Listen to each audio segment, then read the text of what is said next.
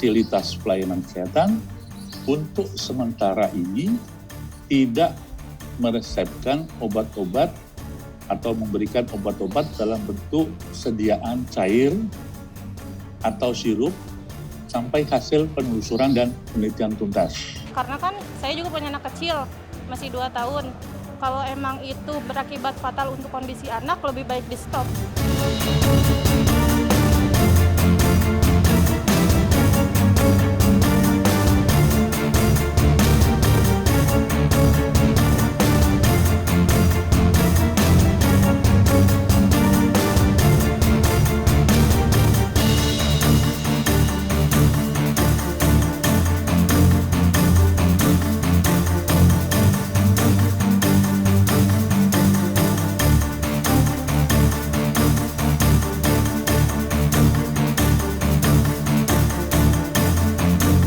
Ya, saya sih ingin dari pihak pemerintah agar lebih spesifik lagi supaya tidak ada kerancuan, supaya tidak ada keraguan daripada baik kami sebagai pedagang maupun para konsumen.